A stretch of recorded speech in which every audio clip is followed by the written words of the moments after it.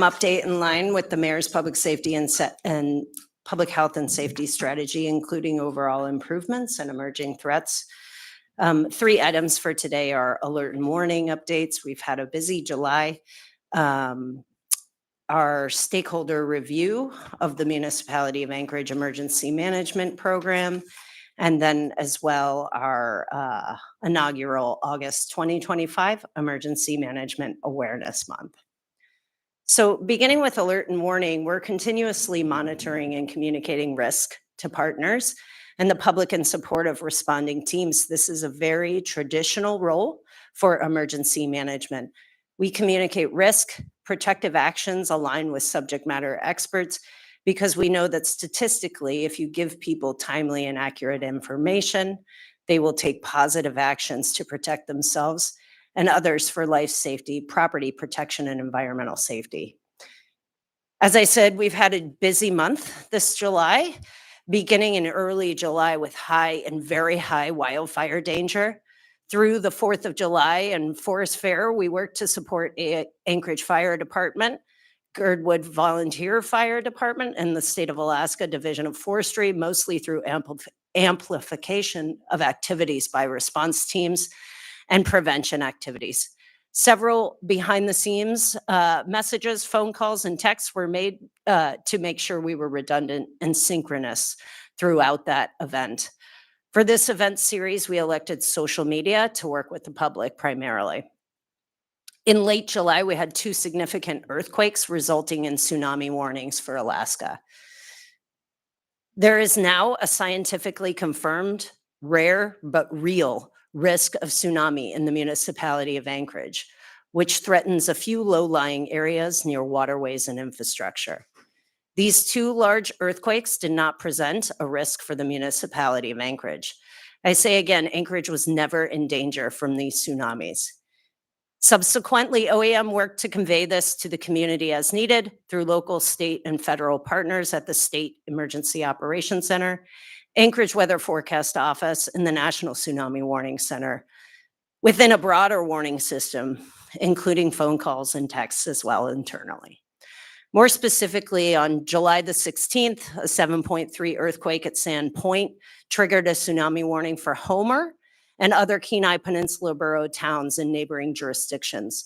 Since they were warned via wireless emergency alerts, some people in Anchorage received a wireless emergency alert because of communication tower overlaps. OEM worked publicly through social media and our RAVE text and email messaging system to our 37,104 opt-in users. This is our primary system for notification, alert, and warning, which also integrates with the national system. This is called IPAWS, which stands for the Integrated Public Alert and Warning System. We encourage all Municipality of Anchorage residents and visitors to register by texting the word Anchorage to the number 67283.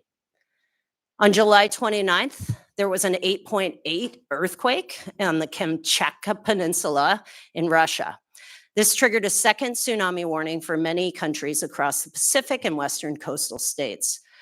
The OEM was monitoring closely and communicated with the State of Alaska Emergency Operations Center. We were not in danger. Neighboring jurisdictions did not receive the wireless emergency alert this time. So subsequently, we did not receive any messages due to overlap that time. Both instances presented opportunities to communicate with partners and the public, so we were happy to participate. Our second item, the update of the stakeholder review of the Municipality of Anchorage Emergency Management Program. As a reminder for those who are new to this project, for this process, we are focused on making overall evaluations and improvement, working through adoption of 73 specific defined elements of national standards. Our goals are creating and documenting detailed emergency process and procedures, improving risk analysis to better understand impacts, and developing a comprehensive resource management plan. What does stakeholder involvement look like? The project team includes local government, emergency services, subject matter experts, and community organizations, including the Anchorage Local Emergency Planning Committee. also known as the LEPC.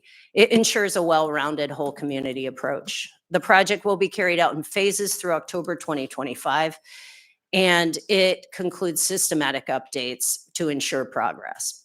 For the July kickoff on July 23rd, we focused on incident management planning, mostly looking at the Comprehensive Emergency Operation Plan.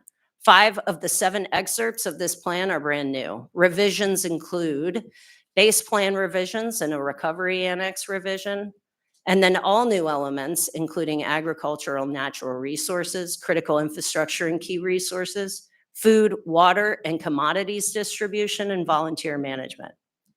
And lastly, just documenting procedures of our incident action planning process at the Emergency Operations Center. August updates will move into the mission area of all hazard mitigation and prevention, risk and consequence analysis, mitigation project priorities, prevention process, and overall training program updates, exercise evaluation, and corrective action monitoring.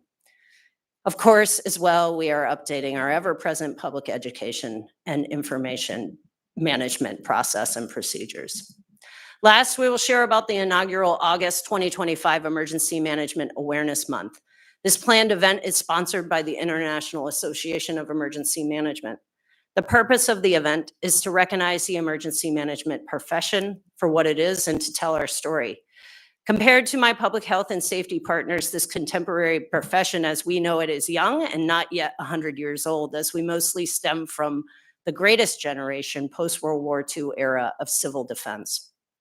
Post 9/11, I began this work helping local emergency operations centers with responding and recovering from large storms and pulling ice and water coolers for teams supporting bomb squads and making signs for domestic security task forces.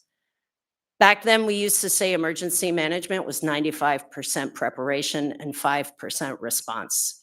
Times have changed to meet the needs and expectations of our community. We are now responding as emergency managers early and often. 15 years ago, Alaska had a disaster every 90 days. Now we are tracking a frequency at greater than once a month across the state of Alaska. And though our Anchorage team is here to primarily support Anchorage by virtue of the mission, since floods and earthquakes do not run along political boundaries, we stand ready and support Alaskan neighbors and nationwide if they need it through mutual aid. As local and the Anchorage Fire Department and state partners did in the wildfires in the interior this year. Emergency management stay connected and ready to support overwhelmed communities all over the country. You've heard our public safety colleagues state similar circumstances many times in these meetings. Emergency managers are busier than ever with a wider variety of responsibilities. As emergency managers, we finish one disaster and flip around for corrective actions across all sectors in all levels so that we can be more ready for the next one. Every $1 invested in emergency preparedness is $13 saved in response and recovery. We're working smarter, not harder, with all hazard integration, use of accessible language, and utilization of data-driven tools like GIS and now artificial intelligence. When we do our job right, you barely know we exist, and we're happy to do it to help the community before, during, and after the next bad day. Anchorage is celebrating Emergency Management Awareness Month this year with OEM social media and broadcast media coordination with the State of Alaska Emergency Management Professional Association and the State of Alaska Division of Homeland Security and Emergency Management. Any questions? I have a couple of questions for you, but before I ask them, we were joined by Ms. Brawley just after we started, and we were just joined by Ms. Baldwin-Day. 2 questions for you. You used the term overlaps. I'm interested in that in terms of I think what you were saying was that when the tsunami warning came out, many of us here in Anchorage received that warning as well. Was that and you use the word overlap in terms of maybe why we received it. Can you explain why, if we were not in danger, why we were still receiving those? Yeah, it comes down to communication towers. So if we may be on one side of a mountain close to a jurisdiction that was in a warning area, with a FIPS code that may be in a warning area, the comms tower may pick it up and bounce it to your phone. I'm sure Chief Case knows way more about radios and comms towers than I do, but that's how it's explained to me. Just in that, I mean, I don't know about others, but I received a fair amount of concern about it, and especially because we had just shared that Anchorage was in fact where a tsunami warning was actually real, and I think that was new information recently in the last year or so that we've received that. So there, I think it created more concern, and I guess my question is moving forward. How do we avoid that? How do we avoid people receiving their phone sharing a very significant and serious warning when they're actually not in danger at all? Yes. So the Weather Service and the National Tsunami Warning Center has been working on this effort to fix that for years. They're telling us that they are coming close to a corrective action. I think in the meantime, we just need to be aware of where we are. If we are in a low-lying area and or near a waterway and we feel strong shaking, it might be a good idea, especially if you get a warning, to get away from that. We do live and play near waterways a lot in Alaska and visit waterways in Alaska that are very much at risk. But the type of we are told that the type of earthquake and subsequent tsunami that would actually affect Anchorage, we would feel a very strong shaking before that. Yeah. So I think that's the precursor, is really understanding that for Anchorage, when we feel a very strong shaking earthquake, and then we get a tsunami warning, that's probably a key indicator, and it's going to be a lot of notice. Yeah, I Does that appreciate make sense? It does. I'm more concerned about our faith in our systems, and I worry, especially with emergency preparation, whether it's a fire, whether it's an earthquake, whether it's a tsunami, that we create systems that people can believe. Yes. And so I worry about us sending out significant warnings when they're not real, and so because I think my concern about that, whatever it is, it lowers the community's trust in the systems that we have, and so that's why I think it's important to ask those questions about the impact that it can have on our community when we send out messages like that, especially when they're ringing our phones and creating a sense of panic. And so I just want to share that, I'd like to learn more about what's going on to avoid that, because I want to make sure that whatever systems we build work and are not sending false messages. Yep. And so two things on that. Number one, we understand that there is that concern, and so there's two things to remember as emergency managers and as first responders. We do not consider overwarning a failure of the system. Okay. We would much rather overwarn and have you be safe than the opposite. So we don't consider that a failure of the system. Does that mean the system's perfect? No. So we work at that. And then the other thing is what I referred to in my talking points, which is this. That's why we have local teams working to let you know what the local situation is. Those warnings go out to a very wide swath of areas. And like I said, they are working on a fix that I think will come in sooner rather than later. And frankly, we expect alert and warning to change drastically over the next coming years. But I do think that it's important to know that we don't, as long as we're here to give people that information, that's what we should be listening to, is local information as well. Thank you. Any additional questions? I don't see any additional questions. Thank you for your report today. Thanks. Yeah, great. Okay, next up, Anchorage Health Department.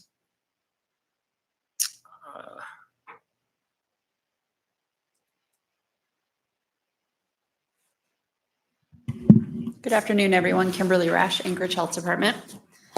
I have two updates for the body today, one on the status of the Golden Lion, and then the other one on a code change to 16.60, which is our food code. The first update is for, again, the Golden Lion, which is located at 1000 East 36th Avenue. What I'll do is I'll give you all a brief history, the current update, and then some future planning and next steps of that facility. So Anchorage leaders had envisioned a low barrier comprehensive substance use disorder treatment facility that fills the statewide gaps in behavioral health. The 2020 sale of municipality Light and Power for Chuyak Electric Association outlined that the municipality of Anchorage shall spend $15 million towards the planning, permitting, design, construction, and related demolition costs of the Alaska Center for Treatment. On June 14, 2024, the Anchorage Health Department attended a work session with the body on the Alaska Center for Treatment. During this work session, the Health Department received input from the body, as well as provided updates on potential upcoming requests for proposal. On September 4th of 2024, the body presented a draft resolution outlining the history of the Alaska Center for Treatment, as well as the policy guidance on the proposed RFP. Since 2024 of September, the Health Department, Legal Administration, Maintenance and Operations, and Planning Departments have been meeting regularly to discuss the next steps in fulfilling the RCA agreement. On March 5th of this year, the Health Department provided an update to the body during the Public Health and Safety Committee meeting, providing a brief history, current updates, and future planning and next steps. So the current update that I have for you today is that the Maintenance and Operations Department is currently working with a contractor on ADA improvements to the facility's exterior. The work will upgrade the entrance, ramps, and parking to meet ADA standards. Work began on August 5th and expected to be finished on the 22nd, weather permitting. The construction documents for the location are complete and have been submitted for permit review. M&O is finalizing the ITB package, which involves renovating the second floor to create new treatment rooms, offices, and support spaces, such as toilets, break facilities. Other improvements include renovating the public restrooms on the first and second floors to meet ADA accessibility standards. The staff break rooms and toilet rooms on the third floor are also being renovated to meet ADA accessibility standards. And additionally, a new HVAC unit and interior roof access are being added. The new addressable fire alarm system will be installed for the entire facility, replacing the existing wireless system. M&O expects to be able to submit the award recommendation of memo for the 9/23 or the 10/7 assembly meeting. Currently, Henning Inc. has a lease with the real estate department to oversee transitional housing at that location. At the time of rental application, individuals must meet one or more of the definitions of homelessness under 42 USCA 11-302. The lease offers residents laundry service or on-site laundry facilities at no additional cost and 24-hour on-site security for safety of the residents in the premise. The facility is a pet-free, alcohol and substance-free, no smoking or vaping of any variety is allowed on site. And the lease was entered into on August 24th of 2023 and is currently in a month-to-month status. Henning is responsible for all charges for gas, electricity, water, lights, heat, sewer, refuge, pest control and abatement, and other utility services used on or supplied on site. There are 84 units that are currently under lease. 84? 84. 84. And 0 are vacant, and there's roughly a 6-month wait list. Henning Inc. typically has a 1 to 2 unit turnover monthly, and they currently charge $250 for deposit and $800 in monthly rent. In the next few weeks, AHD will be issuing an RFP for a community behavioral health provider. This provider will develop and sustainably operate a continuum of substance use disorder treatment and recovery supports to be delivered at the municipally operated facilities and in partnership with municipal outreach and mobile teams. The provider will operate the recovery residence in the microunits currently being developed by the Anchorage Community Development Authority and offer a continuum of outpatient substance use disorder treatment and recovery supports at the MOA-owned facility formerly known as the Golden Lion. It will offer services at other municipally operated and funded facilities such as low barrier shelters and the Anchorage Safety Center and/or partner with municipal outreach and mobile teams such as the Anchorage Police Department HOPE team, the Fire Department's mobile crisis team, and the Anchorage Safety Patrol and AHD's mobile clinic team to provide behavioral health services to individuals who are unsheltered or in home and community-based settings. The plan that I've outlined does meet all of the settlement documents for timeline. I know that was a concern that I had heard in the past was, are we going to meet a deadline? So with M&O putting out their ITB and having a recommendation of award come to you in September or beginning of October, we'll meet all of our requirements. Yes, Ms. Silvers. Do you have a question? No, at the end. Oh, great. Yeah, I have a question for you at this Yeah. point. I'm just making sure I understand the capacity. So the rooms that Henning is leasing, are there additional rooms beyond that that are going to be available? Or are those the people who will be participating in treatment? I'm trying to understand how many rooms are there and what are they going to be used for? Yeah, great question. So there are 84 rooms total. There's no Total. other rooms. They Okay. have community rooms, which were conference rooms back in the day. And what the plan is, part of the settlement document required 3 different categories that we could utilize. Inpatient, outpatient treatment, transitional housing, or crisis stabilization center to use those funds with, the $15 million. So this location will continue to use those rooms as transitional housing, and then we will layer on into that facility the outpatient treatment with the renovation of that second floor, and then bringing in a provider to provide those services at that location. So there's not residential treatment. No. There's not treatment for those that are living there. No, I see. So that's sort of a 2 separate functions, outpatient treatment, which is a separate function, and then transitional housing. yes. I understand. Okay. Yes. Ms. Silvers. If the people housed there need treatment, though, they could use Yes. the treatment in the Most certainly, facility. yes. Is that an intention? I mean, do you know if there's any intention to look at utilizing that? I mean, that's what I'm wondering. Is there an active conversation about those that may fill those spaces actually benefiting from that, and if the recruitment or the sort of filling of those units relates to the treatment center as well? Yeah, I would say our plans are continuing evolving, especially as we bring on a new provider and looking at what that provider can provide at that location. And I think that once we enter into that contract with the behavioral health side of it, we can definitely look at the bigger plan and the individuals that are residing there. And then if there are vacancies, what it looks like to bring in individuals. So I think those are ongoing conversations. Okay.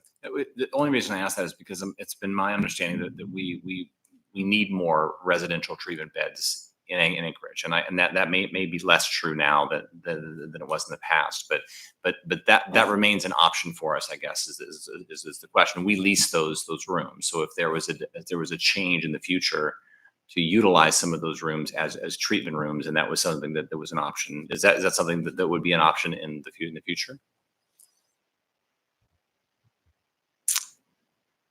I think it could be. May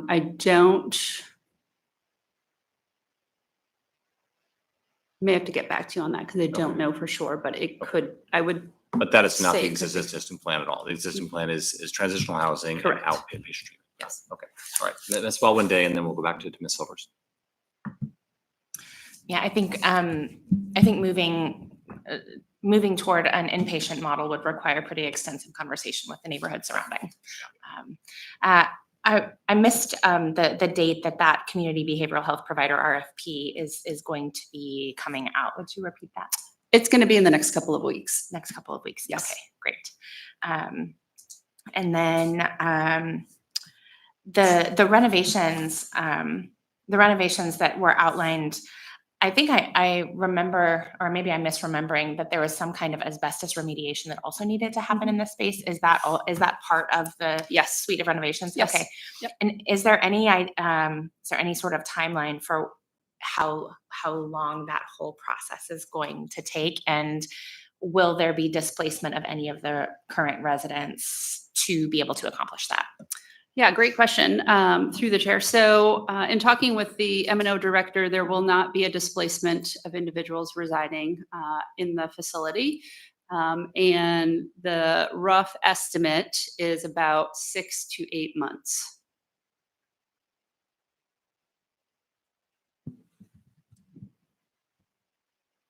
Right, Ms. Silvers? Yeah, I think that's one of my concerns, kind of more to answer the chair's question. With having inpatient treatment in the building is because right now it is successfully housing people that were formerly unhoused, and it's doing so at no cost to the taxpayer. So it's a very successful model. And then if you think about if the people that are in there now were displaced, where would they go? Correct. And so I think that what you're talking about now is a really good path forward to where we're able to provide the treatment and also continue this very successful model, which I would actually like to see expand in the municipality. Maybe you could give us a little bit of a sense of what we mean by outpatient treatment. Maybe that's a better thing for me to understand. What does that typically look like in a facility like this, and who would be the clientele? It's a great question. That would be definitely a question for Thea. That's more of her lane. But from my understanding is that the rooms that we are looking to build are 2 large community rooms where I would say probably 20 individuals can meet within a room. Then there will be smaller rooms for one-on-one sessions and meetings. And then on the other side, because it's split right now, there's the bar and a dance floor. And then on the other side, there was a restaurant. So there's a wall that splits it. And on the other side are going to be office space for the individuals working there. There's going to be a space for records and then break room facilities, bathrooms, things of that nature. That's my understanding of that, how the facility is going to work, but I can get with Thea and she can kind of get. I mean, I think delve I into have a that. general sense of how it works. So, okay, thanks.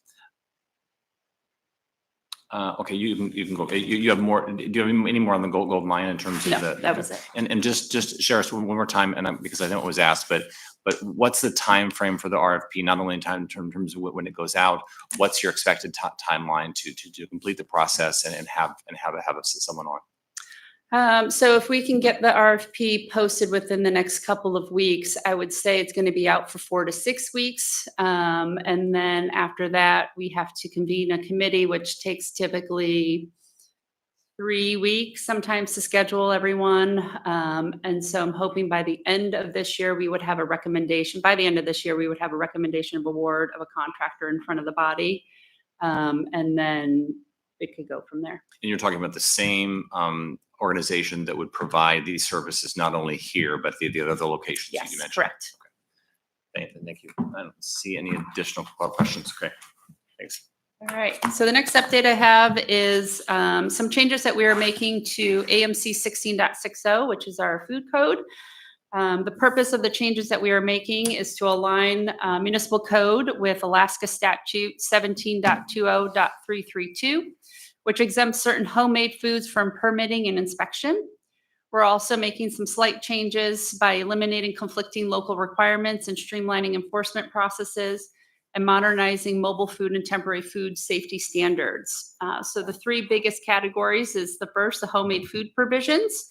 What this code change will be doing is repealing the requirement for a separate Municipality of Anchorage cottage food license for qualifying homemade food products, which this allows direct-to-consumer sales for non-potentially hazardous homemade foods at approved venues, including farmers markets, fairs, roadside stands, homes, and other locations consistent with state law. So think about if you were a small business making pies, jams, things of that nature. It also clarifies that sales for resale, wholesale, and through third parties remain prohibited. It also prohibits the inclusion of meat, poultry, seafood, game, or any temperature-sensitive items. It does require product labeling to include the producer's name, address, phone number, business license number, a full ingredient list, and a consumer advisory about allergens and that is uninspected nature of the product. It requires vendors to post signage at the point of sale stating that the food is not subject to municipal inspection and was prepared in a home kitchen. And it limits municipal enforcement to complaint-based action for homemade foods and defers investigative authority to the Alaska Department of Environmental Conservation unless a violation of local code is observed. A violation could be not posting the signage about the allergens, what's included in those, in the ingredients. It explicitly prohibits cannabis, alcohol, and controlled substances in those homemade foods. We're also making some changes to the mobile food unit and kiosk provisions. We're clarifying that equipment and food must be stored securely within the mobile unit, not merely on it, to ensure sanitary conditions. It replaces the fixed 200-foot requirement for employee toilet access with a more flexible, conveniently located standard. It prohibits chemically treated towelettes as a substitute for proper hand washing in both temporary and mobile food establishments. It confirms that mobile units must maintain functional hand washing and wastewater systems, and reinforces the requirement for visible identification, including business name and permit number on both sides of the mobile unit. The third section that we are looking at removes the option to use chemically treated towelettes for hand washing and reaffirms that requirements for hand washing stations with warm water, a waste catchment container, soap, and single-use towels. So really what this code change is doing, it's supporting small businesses, local entrepreneurs, especially those that from different parts of our community. It lowers entry barriers for homemade food vendors while maintaining traceability and consumer transparency. Again, it also aligns us with the state statute. So House Bill 251 was signed into law last year, September 2024, and then the state put it into actual state statute earlier this year. Yes, Mr. Gardner. Would there be any appetite, no pun intended, to take a look at 1660, 225 around seasonal food permits? I bring it up. So an example that comes to mind is the Alaska Baseball League, frequently have tournaments throughout the summer. And sometimes those tournaments go longer than 3 days. And so they've got, snack shacks and that sort of thing that are running. And so if it goes longer than 3 days, they have to find somebody else to run their own snack shack. And I say this full disclosure as a member of the board of directors for the Chinooks. But we had a situation where it's beautiful baseball in July, and we weren't able to operate our own snack shack. We had to bring in an outside group to sit there and sell to our own, to our fans and everything. But it was an outside group, and everybody thought it was ours, and there's a lot of confusion, and they upped all their prices dramatically from what our prices, and it created this kind of weird dynamic. So just curious if there's any appetite in taking a look at that, because I don't know if 3 days is based on anything, if it's just an arbitrary thing. If we could take a look at that, it'd be great. Yes, I can take a look into that and then Thanks. get back to you. Ms. Brawley, do you have a question? Yeah, thank you. First, I'm excited about this ordinance. I know the state law passed about a year ago, and it took a while to get to this point, so excited to see this move forward. But my question is, you mentioned on the enforcement piece, I wonder if you could just explain if it's changing to complaint-driven enforcement, which is, of course, what we use for our, building violations, things like that. How does it work now? Like, how is that different from how health inspections are now?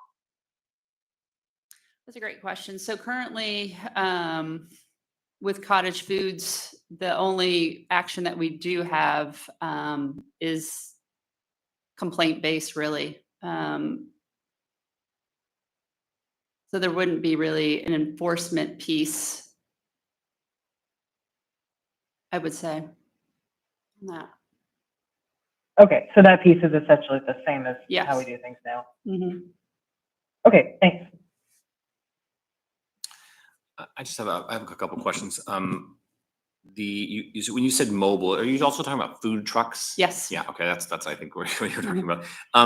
And so I'm wondering about your engagement with food truck owners in these, in terms of it sounds like that there may be some increased requirements that based on what you said. Is that true? Or because in terms of the hand washing and that sort of thing, I'm wondering if there is going to be some things that are going to be an increase in terms of what they're responsible for at this point. Yeah, that's a great question. So specific to the first piece, which is the toilets, that's actually creates more flexibility for those food truck owners. So that won't be more stringent. Chemically treated towelettes, that will be a little bit different. So back in 2019, the FDA actually removed that. And so we are just complying with FDA standards. So chemically treated towelettes are Clorox wipes, things of that nature. You can't use that to wash your hands in lieu of that. Having the food truck with a water basin, warm water, that's always been a requirement. And so this just really puts it into code, just saying that you have to have that within your food truck, or you can have a mobile hand washing station that provides the same type. How does that work when it's cold? I mean, the food truck that's out in Girdwood, that's by the brewery, there's food trucks right there, or anywhere in town. What happens when it's 10 below zero and you're trying to, how does that work in terms of having a water-based hand washing unit in a Arctic environment? We haven't heard of any issues with people having the inability not to have warm water to wash their hands. So I have not heard of that. I'm So just curious. It makes sense in the summertime. I'm not sure how it works in the wintertime. So, okay. I don't see any other questions on that one. Is that all you have? Yep. Okay. Thanks so much for your time today. I appreciate it. Oh, I should probably also mention, sorry, I failed to do this. It should come to the body's attention within, I would say probably the end of this month, if I can get it through our on-base system, and it will require 2 meetings. So it would be at the end of this month and then September. Okay, great. Thank you very much. Next up, Anchorage Police Department, Chief Case.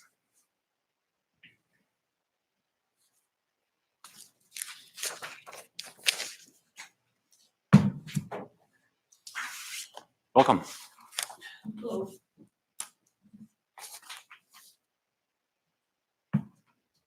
Yeah, I want to talk a little bit about technology. Some of you have had some conversations with me either. Is your mic on? Oh, Sorry about that. Yeah. Some conversation about some of the technology that I'm going to talk about already. This is kind of the runway leading up to eventually it will be a contract that will be before you. And so I want to make sure that we have as much information as possible leading up to that contract. I'm going to talk about kind of where we're at right now and where we're going and what the purpose of the contract is. The 4 items, neighborhood engagement, data, technology, and pedestrian deaths that you see up there are 4 operational goals or things that we're focusing on this year. So technology is one of those things.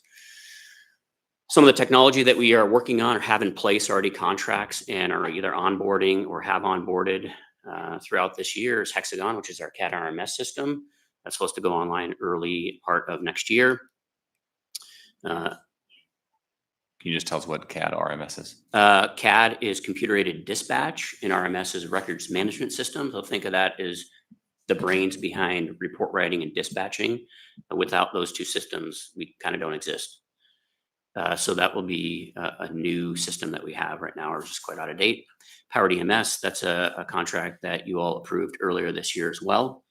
We had a records management system through Powered EMS, and we are adding multiple new pieces of technology. We have already onboarded our backgrounds and recruiting software, and we'll be starting to use that pretty soon here. We've been doing that by paper and pencil up until now.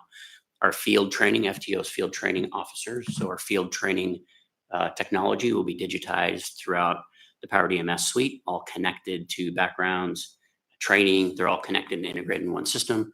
Our internal affairs system, our report, our data collection in terms of use of force. There's also pursuit and some other modules in there as well, but use of force is certainly the most interesting. We're onboarding that right now. An early intervention program, EIP, we're onboarding that as well currently. And before the end of the year, we will have a wellness app for our officers where they'll be able to access all the resources that are available to them in an easy app that's integrated in the system. And our program called Engage will also be online later on this year. And one of the features that I think many of the members are interested in too, one is you call, you have a disturbance down the street is a great example. It's 1 o'clock in the morning, you go to bed and you wake up and wonder if the police department came. You get a text message from your phone that will tell you we were there, what time we came. It also has the ability to provide the police department information to those cell phones, one of which we're pretty excited about, is very short 1-question survey. So things that we kind of want to know about police services, we can now ask the folks that call or that we've had contact with through a cell phone, of course, which is almost all of our people that call in. So that's the Power DMS suite. Actually, before you go on, just so I understand, those are all record management, information management systems. Is that correct? So Power DMS originally records management, all of our policies. So if you go online and you click on a policy that's publicly available, you will see it will take you to Power DMS. So that's our record management system that we've had in place for about a decade. All of our training goes into that record management system. This integrates all of the things that I talked about. So if you think of, let's say, an internal affairs investigation, all the training that our officers have had, all the policies that exist are all integrated into one system. Okay. These are each new modules that didn't exist 5 years ago within the Power DMS. These are system. all online information sort of systems but and then and then you also talked about sort of the technology being expanded out to cell phones and others. And so it's I'm wondering how you would describe the overall. This is all about information management and disbursement. This is all, with the exception of Engage, this is all internal systems within the police department that either digitizes our processes that we already have in place, or it connects what already exists. So right now, when we do, again, using the internal affairs investigation, we get a complaint on an officer, that internal affairs module computer program is completely separate from everything else that exists. And it's not integrated even. So there's not even a patch to do. So we have to go through all the work to find what was the training the officer had, what's the policy that is related to this policy violation, the CAD, the computer aided dispatch information, that also has to be pulled from our current system into our internal affairs system. This program integrates all of those. Okay. So all of it gets pulled directly out of Hexagon, and until Hexagon's online, it will actually patch into our current system. Even though it's not great, it'll still patch in and pull all that information. Saves a tremendous amount of time, easier to research. Think about our contract that we just got awarded for looking at our policies and our training. Mhm. Getting that data for that contractor, it takes a tremendous amount of time. This would cut that down drastically. So you can log in and you would be able to log in to Power DMS and be able to access all of this. Yes, there's now a single sign-on. So once I sign in, I get access to all that on one dashboard. Thanks. So earlier this year, we talked about looking at less lethal technology and the fact that we've got some of our less lethal technologies, two of which I'll talk about in this presentation. What you see up on the board there in the blue tip is a less lethal projectile. It's a foam tip. Generally doesn't work so well in the wintertime. We have a lot of clothes. And the importance of expanding our less lethal technology, of course, is when we have situations where there's some sort of a weapon other than a firearm. That's when our less lethal projectiles become pretty important. And we have a lot of failures with them. So not only is it a failure, but then it's also a lack of confidence in the tool. We have already deployed the orange tip that you see on the screen right there, a little bit harder tip. We're not talking bone breaking hard, but a little bit harder tip, as well as OC or pepper spray. So a chemical agent is inside of that. So increases the effectiveness of the tool. Therefore, the idea here is that we're going to see more uses of this technology when there's a threat of like a knife or a stick or a club that decreases our chances of using a lethal response in those types of situations. And you call it a projectile, not a bullet, right? Is it out of the same weapon, or is it an entirely new, different weapon? If you have a sidearm, do you have a second piece in order to launch this? Yeah, so these are a completely independent. So it's a 37 millimeter round, very big round. Can't Okay. fit that in any lethal system that we have. It's a Right. completely separate platform, Okay. but is a shoulder mounted weapon Sure. system. And then the pepper spray, how is that mounted and how has that worn? Is that a spray? No, that is powder that's inside the red tip. So as soon as that I see. it breaks on contact, and then the powder dissipates in the So air. it's both. It does. Yes. both. I see. I Yes, didn't it's both at the understand same time. Okay. If we go with a harder tip than that orange tip, then we start causing a little more significant damage than we want to the target. So we don't want to do that. I see. Okay. And you said those are already in. Those are in the circulation field? right now as of a little bit earlier this year. And so you would see those, if I saw an officer, I would see those as a shoulder mounted device. Yes, I mean, you wouldn't see that out on calls only if we needed it, because they have to take that out of the trunk I of their see. car. Yeah, yeah, they don't go to calls with that, just So it's not worn normally, it's only for certain calls. correct. Okay. Yes. Closure is a temporary contract that we have right now, testing out a artificial intelligence program that looks at large volumes of data specifically for detectives. So think about this program where detectives have to manually go through large data sets, listen to audio recordings to try to get information out. Takes real time, like it's minute for minute. This particular software will look through those data sets for us and pull out that information. And then the detective looks right at the original, either document or recording. So just the use of artificial intelligence technology that saves a tremendous amount of time for detectives. One of the benefits for saving time for detectives is twofold. Number one, spending a little bit more time and care on cases. And also some of our property crimes, typically those detectives are extremely overworked and unable to get to a lot of those cases. So anytime we can shave some time off of the work that they do so that they can dedicate time to more cases and bring resolution to some of those cases is always of interest. And then the last thing, which is what the most of the presentation here is going to be about, is tasers, cameras, video analysis, product called Fusus, which I'll get into, and drones and license plate readers. So our current contract that we have with Axon specifically has dash cameras. We have 3 years remaining on that contract. Body worn cameras also have 3 years remaining on that contract. We have interview rooms that have cameras in it, also 3 years on that contract. And then we have two video analysis license. And so when I talk about looking at videos frame by frame, that's that video analysis software that we have to use. And that's by license. Right now we have 2 of those licenses. We're out of contract on both of those. And when we talk about tasers, we have no contract. We've never had a contract with Taser. We buy things a la carte. So if we have a new academy and they need new tasers, we buy the number of tasers for the academy.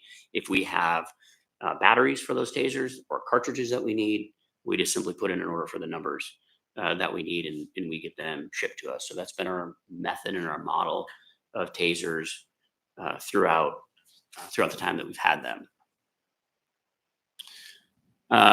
Some current expenses that we've got to take into consideration as we move forward.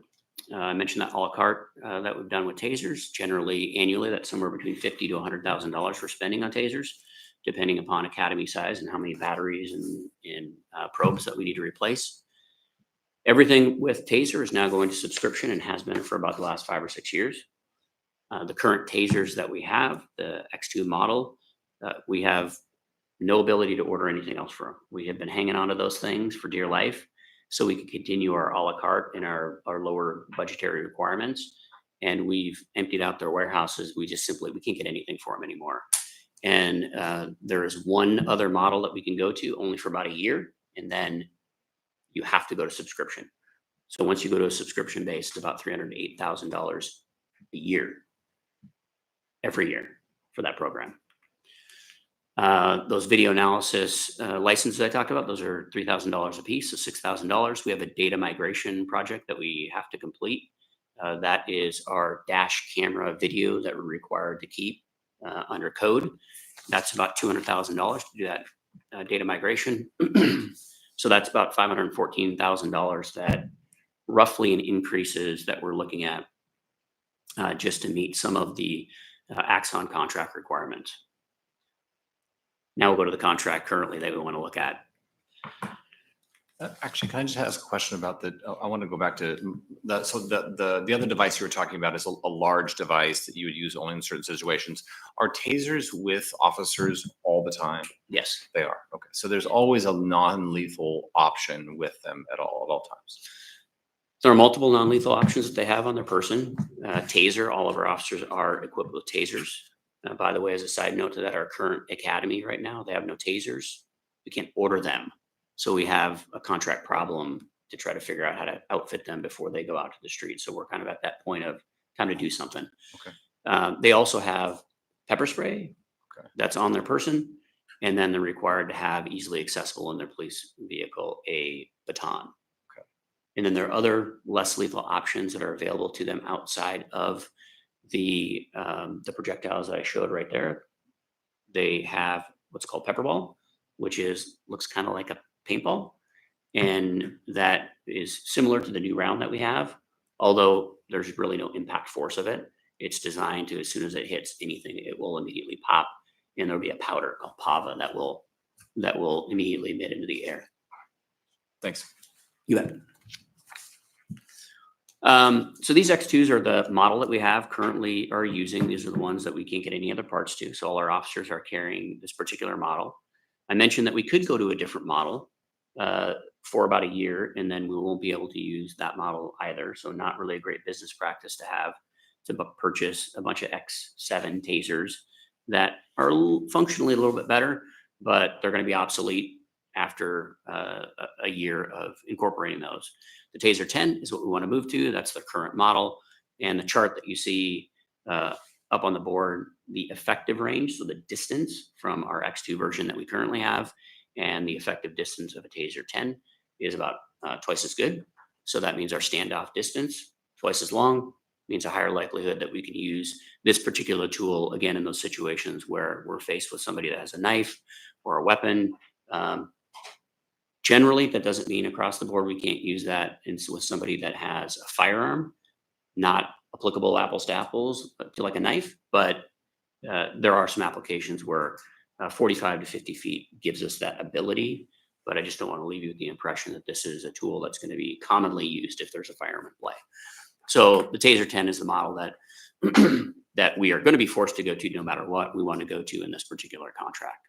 Chief, can you I want to make sure I understand the slide. So the green it indicates its effectiveness area. So in Correct. terms of distance and effectiveness, and are you saying that this is showing us in Taser 10 that it's effective anywhere from a foot to 45 feet? Yes, and I'll expand a couple on these. If you look at the top two photos there, you can see that there's two arrows, and they're both at different angles. So when you pull the trigger on one of those two tasers, two darts are ejected from the cartridge. The Taser 10, one trigger pull is one dart, and it's point of impact, point of aim. So that means that some of the failures that we have with the X2 is because the second dart doesn't hit the target. And if you only have one dart, you don't have a connection that's made.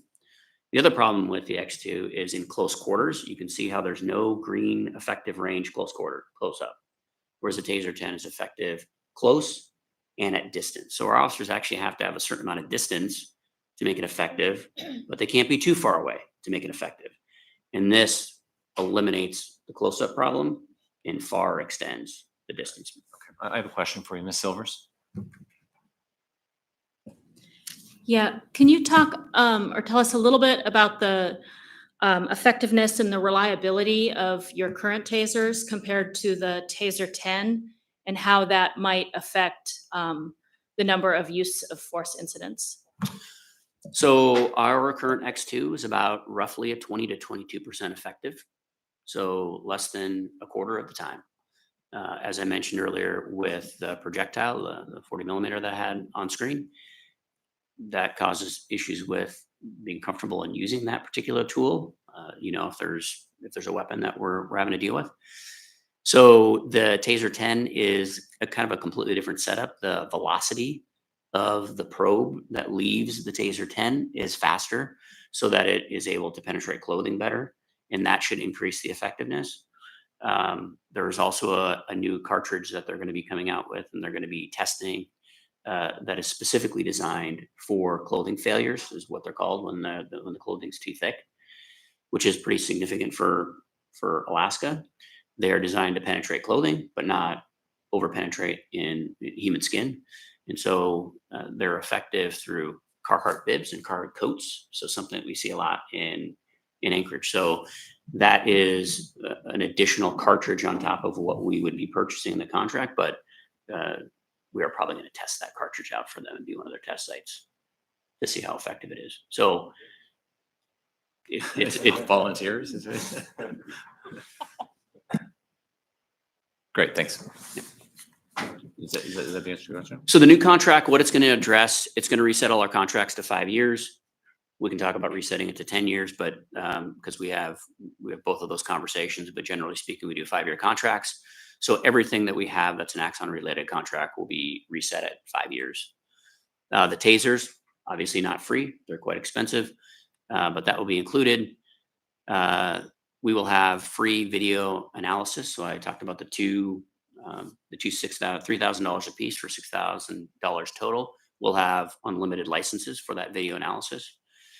Data migration will be free and worked into that contract. We'll have 2 body worn camera refreshes. I do want to mention a couple of things that are important about body worn camera refreshes. This contract also will allow, as soon as we go over to it, with our current body cams that our officers are wearing, they will be now cell enabled, which is important for a whole host of reasons that I'll get into a little bit when I talk about the Real-Time Crime Center. But our first body worn camera refresh that we would do, that one of the features that's included in what's called the Body Cam 4 is instant interpretation.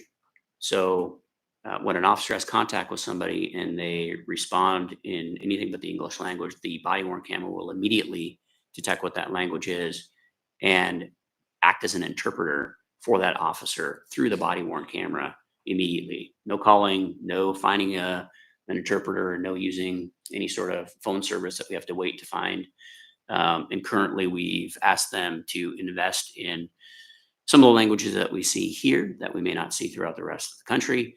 And they're working on adding those languages here so we can make sure we have a good broad spectrum of languages available to us. There are over 250 languages already. So that's important with those body camera refreshes. We'll have 1 dash camera refresh and 1 taser refresh, and then our interview rooms as well.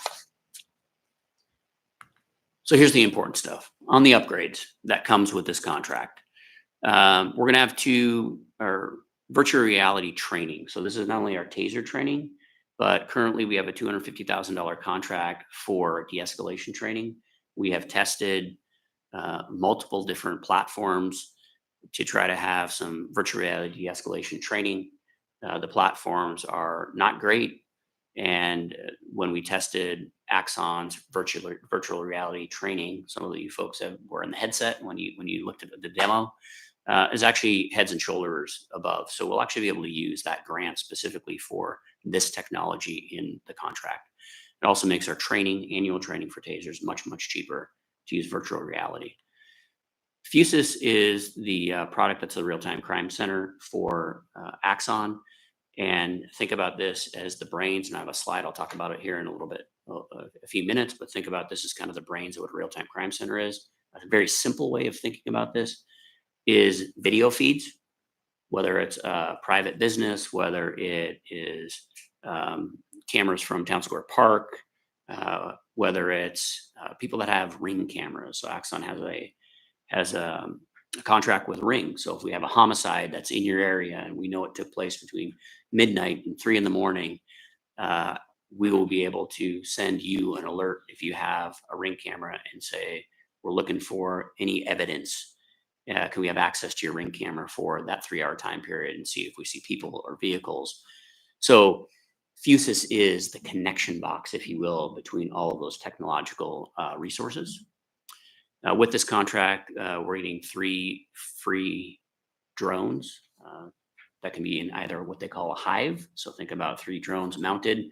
That allows 2 to be charging and 1 to be on scene at all times, or those 3 drones can be separated and used separately. These are roof mounted drones. So don't think about these drones that we're currently using where they're in a vehicle and an officer takes them out and launches them.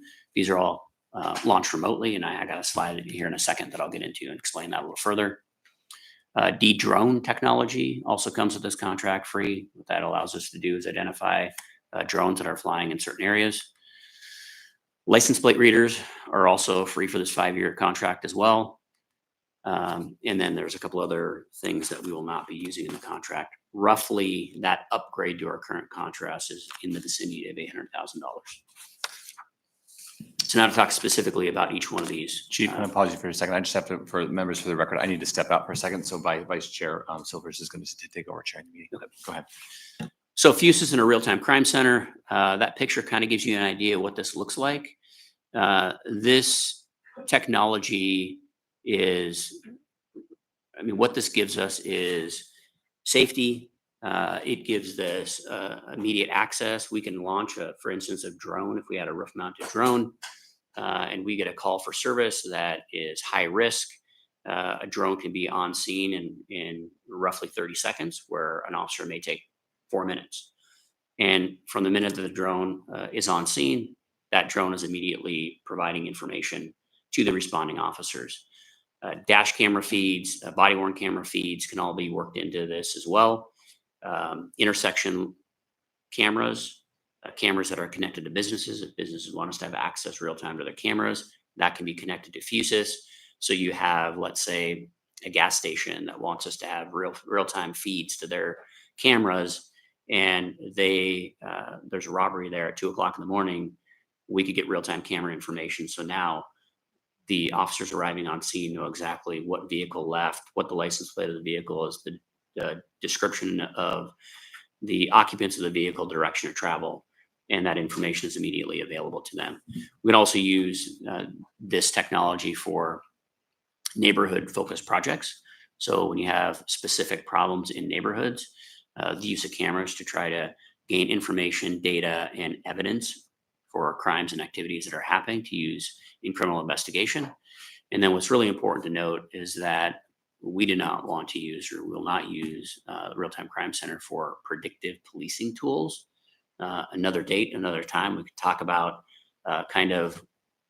how we view and how we will be using predictive analytics, but definitely not what most people are thinking about in terms of predictive policing tools. So that'll be a conversation for later.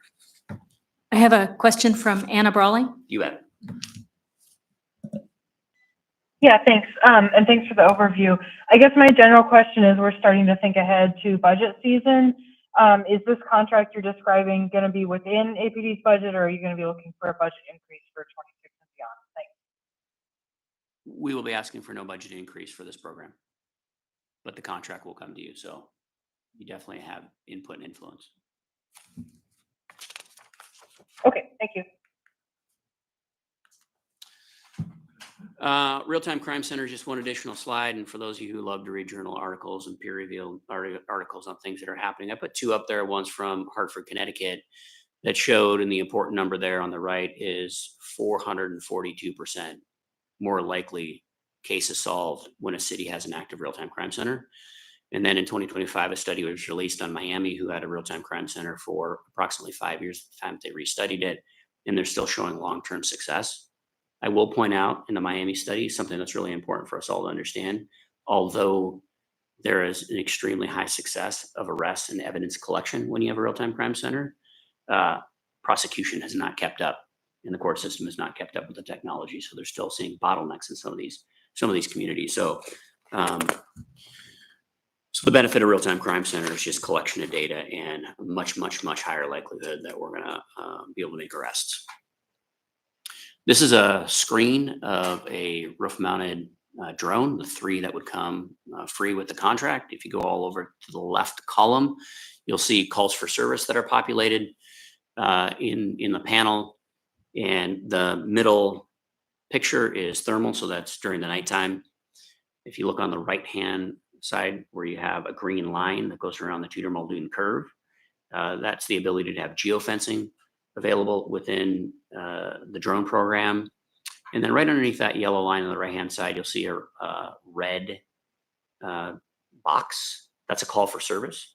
So when Real-Time Crime Center and drones come online with this contract, or at least the way we would like to utilize them, the map populates all of our calls through integration through our CAD system. It also is able to integrate callers that call 911 through their cell service. So think about the bear attack situation where we were trying to figure out where this person was. This program allows someone to call in on 911 and say, I don't know where I'm at and I need help.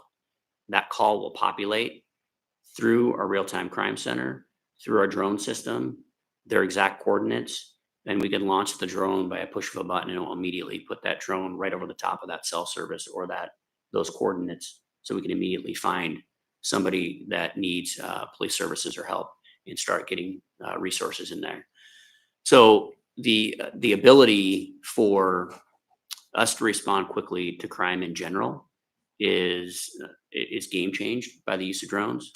Another call that we had, or we used our patrol drone program that we started up a couple weeks ago, was the incident at Ben Boki, if you remember that particular incident.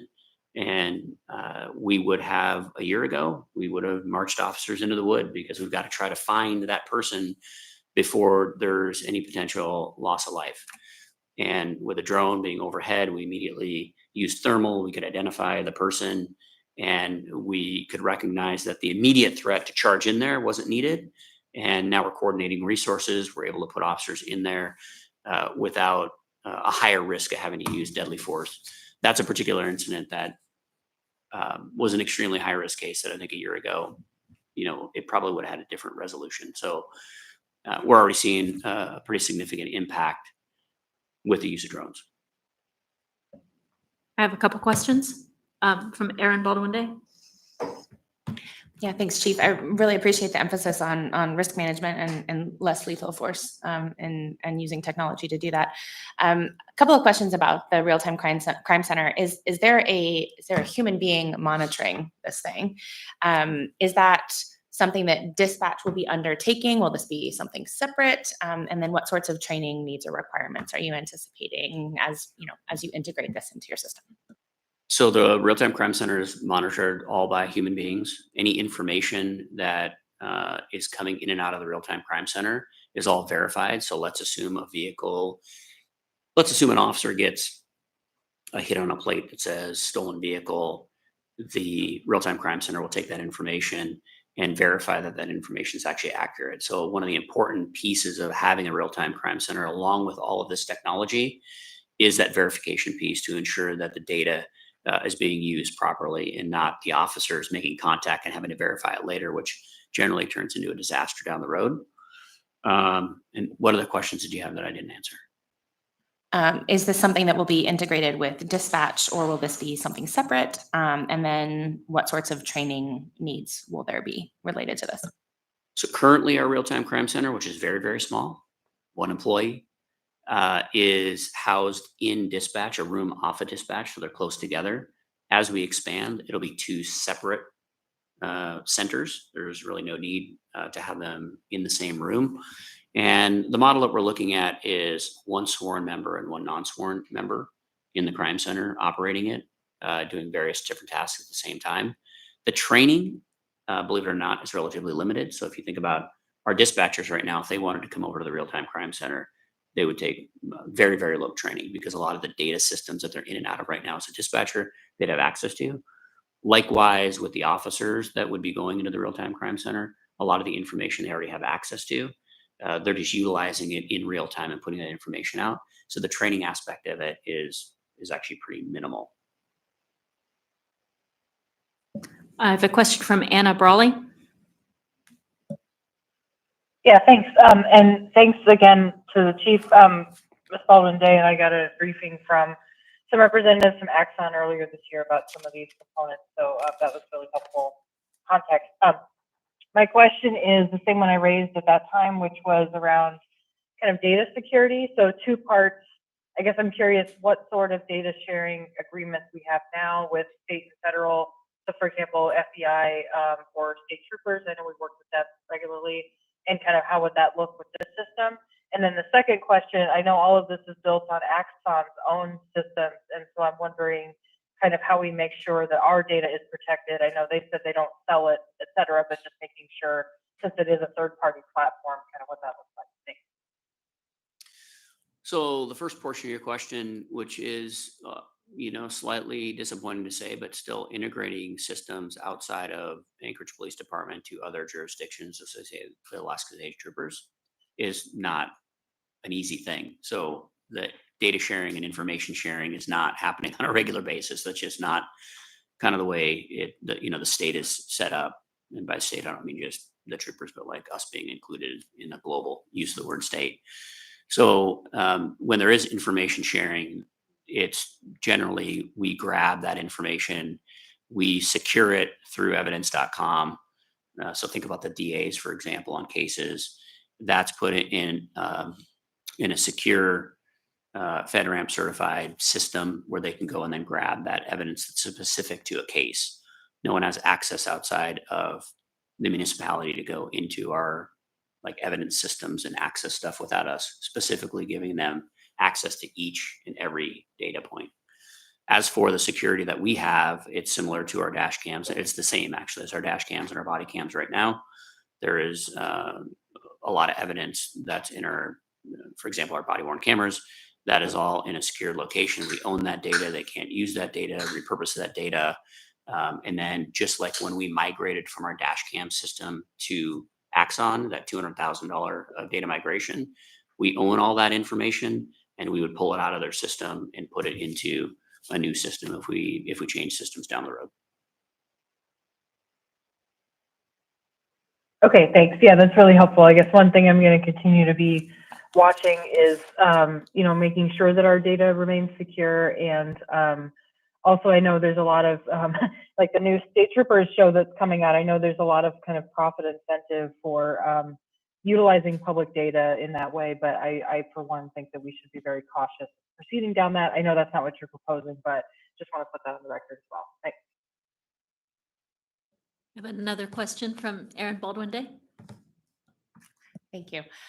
Yeah, Chief, I think I'm thinking a little bit along the same lines as Member Brawley.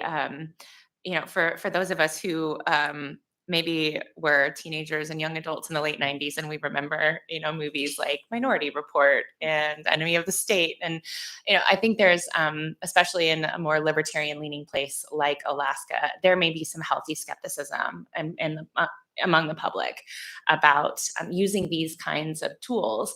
And I'm just curious how you would, respond to some of those concerns and, how would you articulate why this is an important move for Anchorage to make at this point in time? Sure. Let me go to my last slide because that will join in the conversation on the libertarian streak that we have.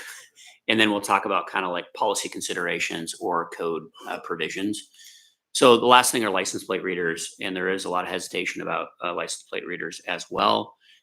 License plate readers have an immediate impact on crime is how we would like to use them. And kind of just to back up, there's really two kind of theories of how you use license plate readers. So for those of you who aren't familiar, either the dash camera, which our dash cameras are have the technology to do license plate readers. We don't subscribe to that service, so they're not doing that right now. Or a camera that's mounted in various different places that collects information off of license plates. And information can be fed into that system where it will alert if there's a warrant, if a vehicle is stolen, if there are locates, there's a whole host of things it's going to alert off of. We have control of what those alerts are. So if we wanted those alerts to go off on violent felony crimes only and ignore everything else, we could do that. That's the way we could design a system. So one theory of using this particular information is they collect long-term data. So I want to go do an investigation and I can look back a year or 2 years or 3 years and figure out if your car went through an intersection. It's not our theory on how we want to use this technology. We want to use this technology to impact crime immediately. So therefore, there's a retention log that's relatively short in time frame. But go back to the Real-Time Crime Center and a car leaves a business, a robbery at 2 o'clock in the morning. And now the Real-Time Crime Center has the ability to track a vehicle from light to light or camera to camera using license plate readers and hitting on that license plate as it travels through town. So if we don't have the drone up quite yet, or there's any other problems with technology, but we have that ability to look at that. We don't want to use it for collecting the long-term data. It's just for us and for our model. That's not what we're looking at.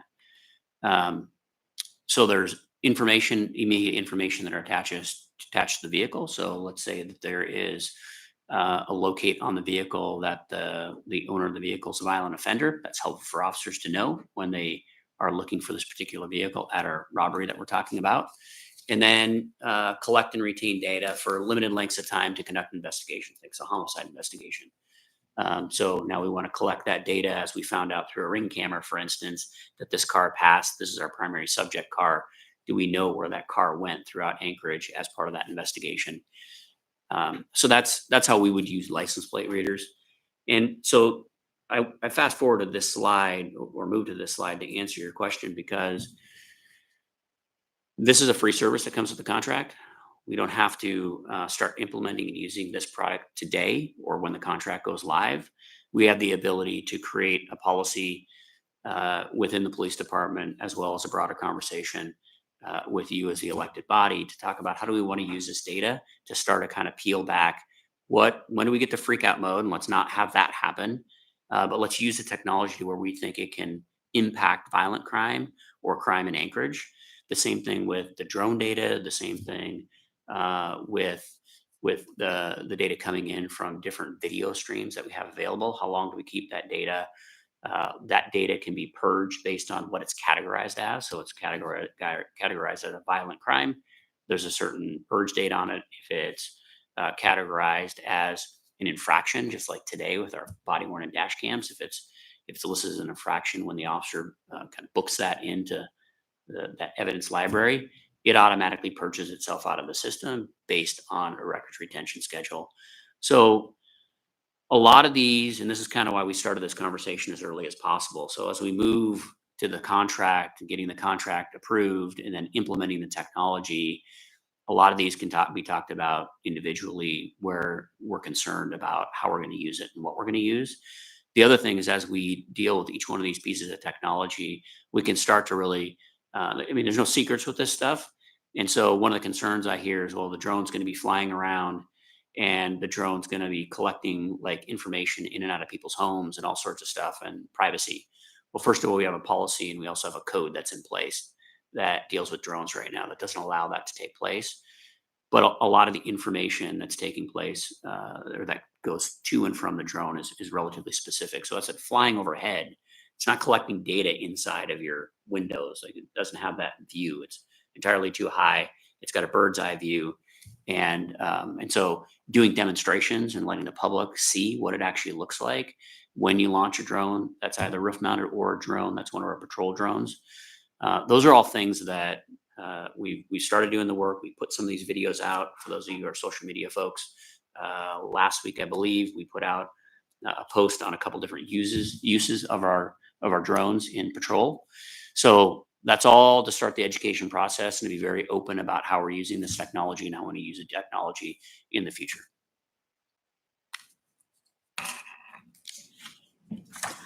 To use the drones outside of public property, you would need a warrant, correct? Is that correct? Yeah, so any drones that go inside of a home, warrant.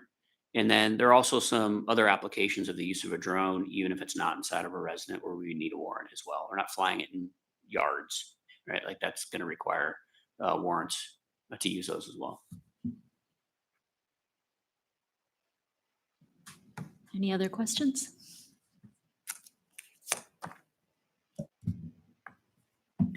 I'm curious what, I'm sure there are protocols that exist for this, but how does, having multiple rooftop mounted drones impact, say, Merrill Field or Ted Stevens?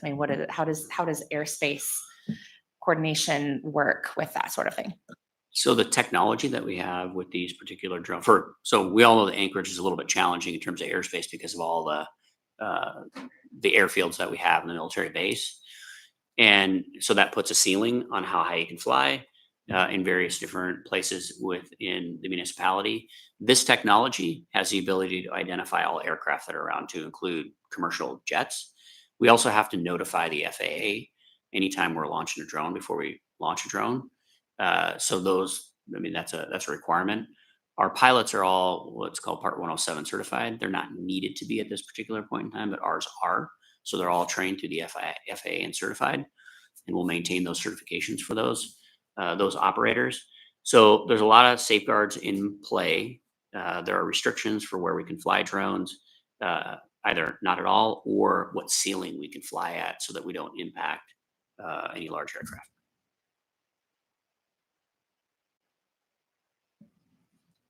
I don't see any other questions. Thank you.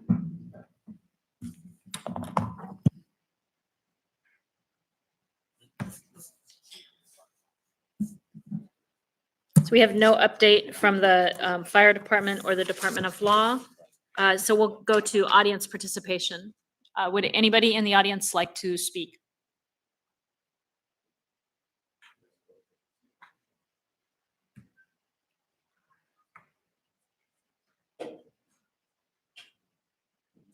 Okay, please state your name and your district, and you have 3 minutes.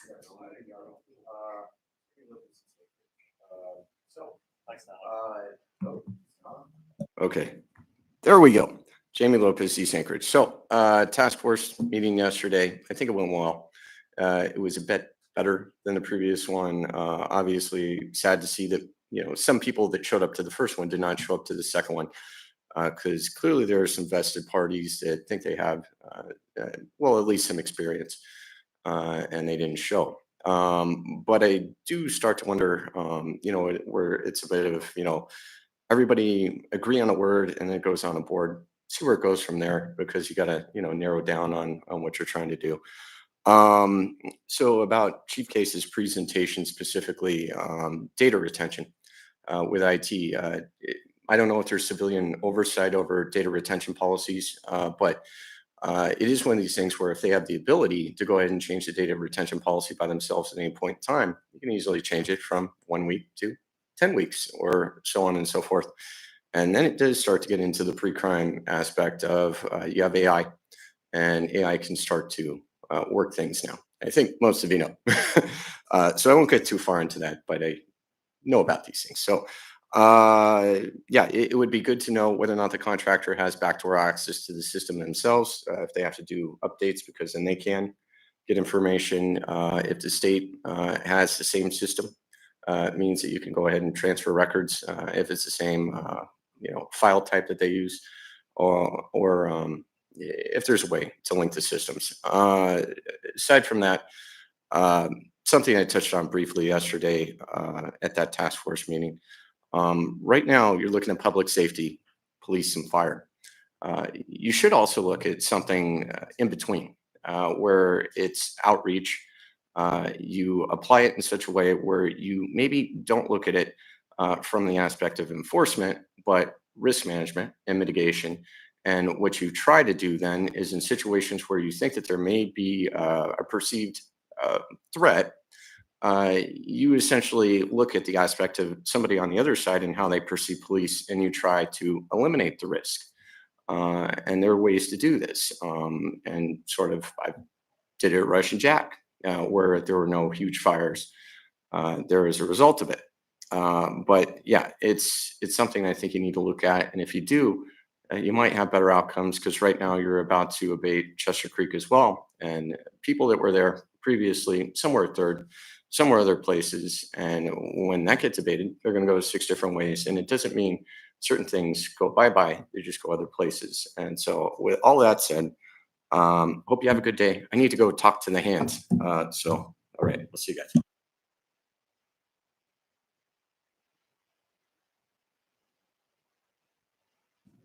Would anyone else like to speak?